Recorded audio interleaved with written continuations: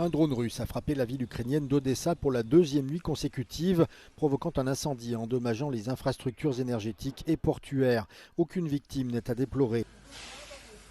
La veille, la Russie avait également ciblé la ville portuaire de la mer Noire. L'attaque avait fait un mort et 2 blessés.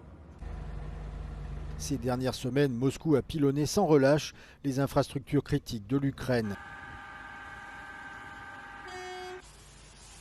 Ce jeudi, Kiev a frappé plusieurs cibles en Russie, notamment une installation de raffinage de pétrole, un port et un aérodrome militaire.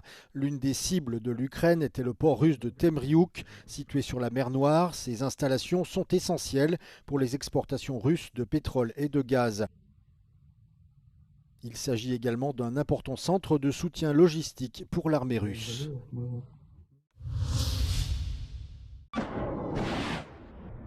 Donald Trump annonce que les États-Unis ont mené des frappes contre le groupe État islamique au Nigeria. Le président américain accuse l'organisation de cibler et tuer des chrétiens et menace de poursuivre les frappes. L'opération de l'armée américaine dans l'État de Sokoto, dans le nord-ouest du pays, a été menée en collaboration avec le Nigeria. Le président Bola Tinubu fait part de sa volonté de sécuriser le pays face aux gangs et aux différents groupes djihadistes implantés au Nigeria.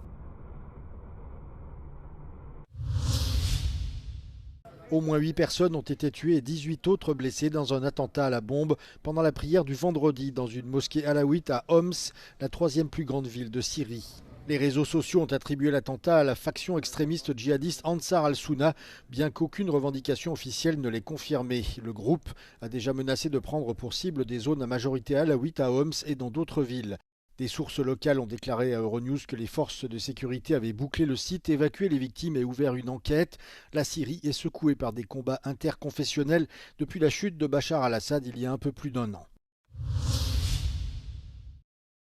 La Corée du Nord va augmenter considérablement sa production d'armes en 2026. Lors d'une visite d'usine de munitions, le leader nord-coréen Kim Jong-un a ordonné aux usines d'augmenter leur cadence pour répondre à la demande croissante. La Corée du Nord a considérablement intensifié ses lancements de missiles ces dernières années, notamment en mer Jaune.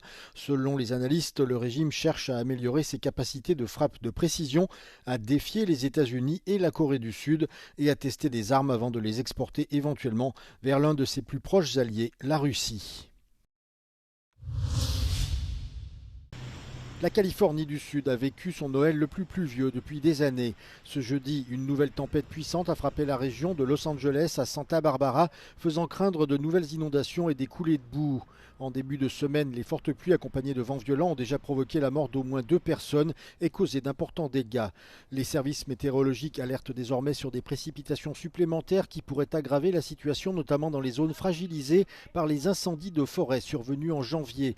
À Wrightwood, une petite ville de montagne au nord-est de Los Angeles, les habitants ont été appelés à évacuer dès la veille de Noël en raison du risque élevé de coulées de boue et de débris.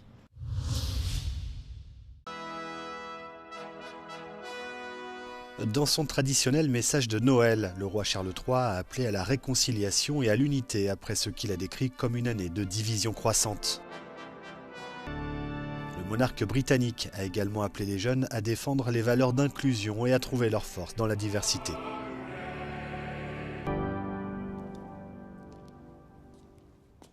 In this, with the great diversity of our communities, we can find the strength to ensure that right triumphs over wrong.